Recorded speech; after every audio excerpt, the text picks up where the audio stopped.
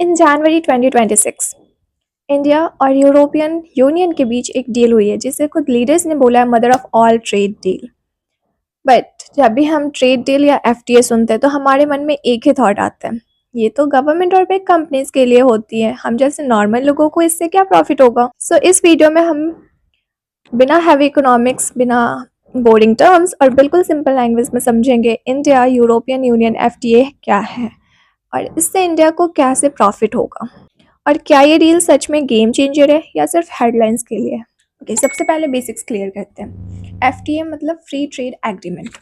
अब इसका मतलब ये नहीं कि सब कुछ फ्री में मिलेगा, इसका मतलब है कम रिस्ट्रिक्शन, कम टैक्स और ट्रेड करना ईजी होगा।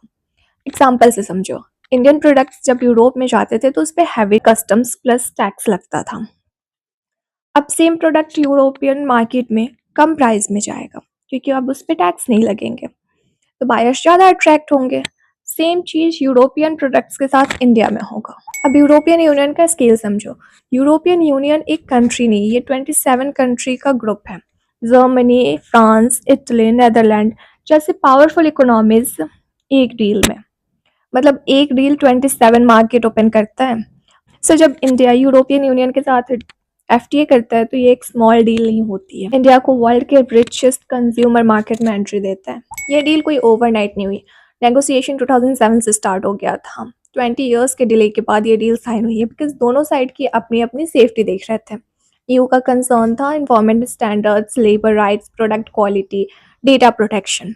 इंडिया का कंसर्न था फार्मर सेफ रहे, स्मॉल इंडस्ट्रीज सर्वाइव करे और फॉरेनर कंपनीज मोनोपोली न बना ले। इसीलिए बार बार टॉक्स ब्रेक हो रहे थे, रीस्टार्ट हो रहे थे एंड फाइनली इन 2026 दोनों ने कॉम्प्रोमाइज किया एंड एक बैलेंस डील पे अग्री किया। अब इस डील का मेन पॉइंट क्या है? पहला, टैरिफ कट्स होंगे।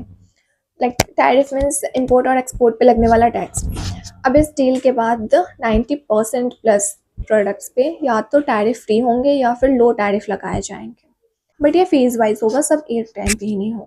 सेकेंड, इंडियन एक्सपोर्ट्स को डायरेक्ट बूस्ट मिलेगा। इंडिया के strong sectors like textile and garments, leather products, James and jewelleries, T, coffee and spices, IT and services. अब जब यूरोप में टैक्स कम लगेगा तो बायर्स नेचुरली इंडिया के प्रोडक्ट्स ज़्यादा ऑर्डर करेंगे। इसका मतलब फैक्ट्रीज ज़्यादा प्रोड्यूस करेंगी, वर्कर्स की डिमांड बढ़ेंगी एंड जॉब क्रिएट होगा। अब नेक्स्ट टॉपिक, इंडिया ने क्या क्या प्रोटेक्ट किया। ये बहुत इंपॉर्टेंट पार्ट है जो मीडिया कम बताती है। सो इंडिया ने अपने डेयरी सेक्टर्स, एग्रीकल्चरल प्रोडक्ट्स और स्मॉल कार सेगमेंट्स को फुल्ली ओपन नहीं किया है। क्यों? क्योंकि अगर European dairy products Indian market में आ जाती तो इंडियन लोकल फार्मर्स सर्वाइव नहीं कर पाते। सो इंडिया ने स्मार्टली बोला ट्रेड तो करेंगे but not at the cost of farmers.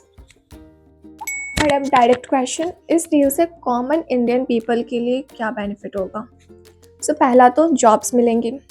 Europe में इंडियन प्रोडक्ट सस्ते होंगे तो ऑर्डर बढ़ेंगे, फैक्ट्री ज़्यादा प्रोड्यूस करेगी, जॉब क्रिएट होगा। सिर्फ बिग सिटीज़ में नहीं, स्मॉल सिटीज़ में भी इम्पैक्ट दिखेगा। सेकंड, स्मॉल बिजनेस ग्रो करेंगे। थर्ड, फॉरेन इन्वेस्टमेंट बढ़ेगा। लाइक यूरोपियन कंपनीज इंडिया में फैक्ट्रीज लगाएंगी ताकि यूरोपियन यूनियन प्लस एशिया दोनों मार्केट सर्व कर सके एंड इसका रिजल्ट क्या होगा? Local job plus better skills plus better पे। फोर्थ, हम बेटर प्रोडक्ट्स मिलेंगे। लाइक कंपटीशन बढ़ेगा तो क्वालिटी इंप्रूव होगी एंड टेक्नोलॉजी अपग्रेड होगी, कस्टमर्स को बेटर ऑप्शंस मिलेंगे।